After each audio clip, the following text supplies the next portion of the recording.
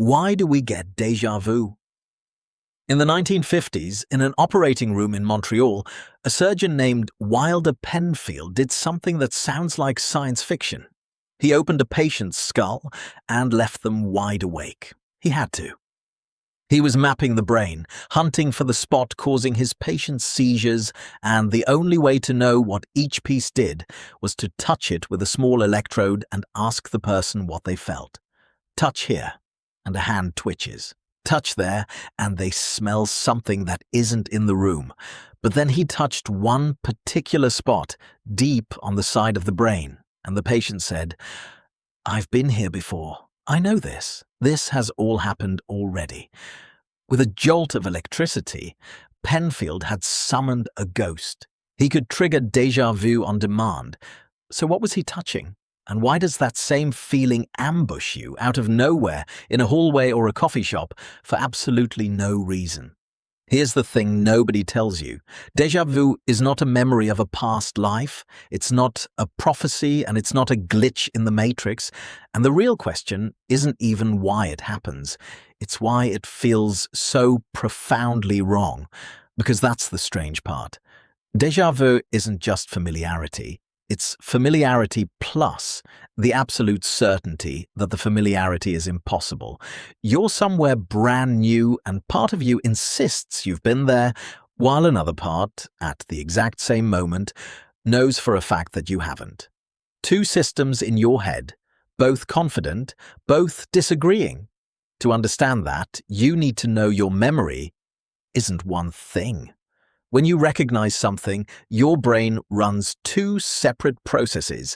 The first is recollection, the full package. You see a face and you retrieve the details. Where you met, their name, what you talked about. The second is familiarity. And familiarity is much dumber and much faster. It's a raw signal that says, "I have encountered this before." No details, no context, just a feeling of yes. You felt these come apart already. That moment you spot someone in the supermarket and you're certain you know them, but you cannot place them. That's familiarity firing while recollection comes back empty. Déjà vu is that same split, turned up to maximum. Familiarity floods your entire experience, the room, the light, the exact second you're living in, while recollection returns absolutely nothing. Which raises the obvious question: what sets off that familiarity if you've genuinely never been there? A psychologist named Anne Cleary thought she had the answer, and she tested it by building déjà vu in a laboratory, using virtual reality. She'd show people a scene, say, a museum with a very particular layout. A bench here, a doorway there, a pillar in that corner. Later, she'd show them a completely different scene they'd never seen, a junkyard or a garden, but built with the exact same spatial layout, the same shapes in the same places. And people reported déjà vu. Their brains recognized the pattern but couldn't retrieve the original memory because it was buried and irrelevant. So all that came through was the raw signal, "I know this place," without the reason why. That's the leading explanation, and it has a name, the Gestalt familiarity hypothesis. Your brain isn't matching the whole scene, it's matching the shape of it, which means déjà vu might simply be your brain bumping into a forgotten pattern in a brand new place. A street corner laid out like your grandmother's street. A hotel lobby with the same proportions as a waiting room from 10 years ago. You'd never consciously connect them, but something underneath you does. Now back to Penfield's electrode. What was he touching? The temporal lobe? The region on the side of your brain that handles memory and familiarity? And here, the science gets very solid because there's a whole group of people who get déjà vu almost on a schedule. People with temporal lobe epilepsy. For many of them, déjà vu is an aura, a warning that arrives in the seconds before a seizure. A small electrical storm begins in the temporal lobe, and the first thing it produces is that unmistakable feeling. "I've been here before," that's the smoking gun. Fire the temporal lobe artificially, and you get déjà vu reliably. Case closed then. Déjà vu is a memory error, a misfire. Except it isn't. And here's where this gets genuinely surprising. Because when scientists finally gave people déjà vu inside a brain scanner, they found something nobody expected. A researcher named Akira O'Connor worked out how to trigger it in the lab using word lists. He'd build a false sense of familiarity, catch people in the exact moment the feeling hit, and scan what lit up. The memory regions were not the star of the show. What lit up were the frontal regions, the areas involved in decision-making, in monitoring conflict, in checking your own work. Think about what that means. During déjà vu, your brain isn't malfunctioning and producing a false memory. Your brain is catching the false memory.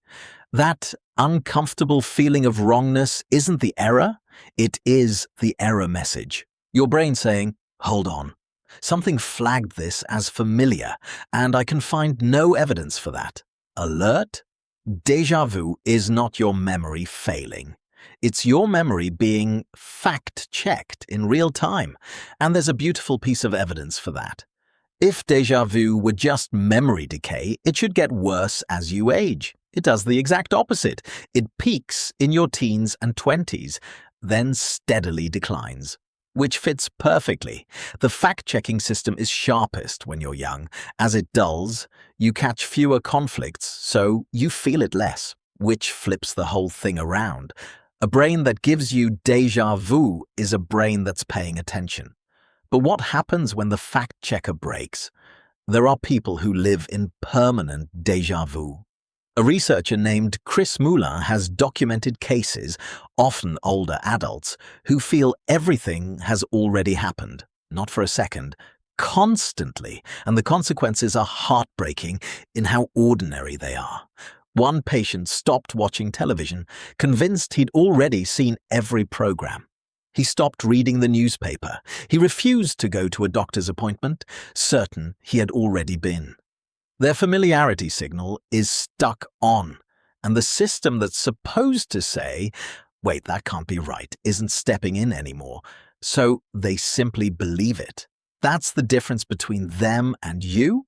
You get the feeling too, but you also get the correction, that small voice that says, no, this is impossible.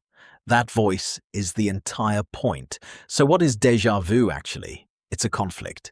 Two parts of your memory disagreeing out loud. One, something around you, most likely the shape of the place, quietly matches a memory you can no longer reach. Two, that fires familiarity, without any of the details attached. Three, and your frontal cortex, doing exactly its job, notices the mismatch and raises a flag. That flag is the feeling. That strange, spinning half-second of impossible recognition is the sound of your brain refusing to be fooled by itself. So, Penfield, in that operating room, was never reaching into a past life. He was pressing on the temporal lobe and forcing it to shout, I know this, while the rest of the patient's brain, wide awake on the table, insisted that it did not. He wasn't summoning a ghost. He was making two parts of a mind argue. And that's what's happening to you. In the hallway, in the coffee shop, for that one impossible second. Nothing supernatural. Just a small, brilliant argument inside your own head. And the dizzying feeling of hearing both sides at once. You have never been there before. Your brain already knows that. That is exactly why it told you. If this made that feeling a little less spooky and a lot more interesting, hit subscribe. It's the whole reason videos like this can keep happening, and drop a comment with a why question that's been living in your head. The best ones become the next video. And be honest, where were you the last time it happened? Don't read this, go watch it.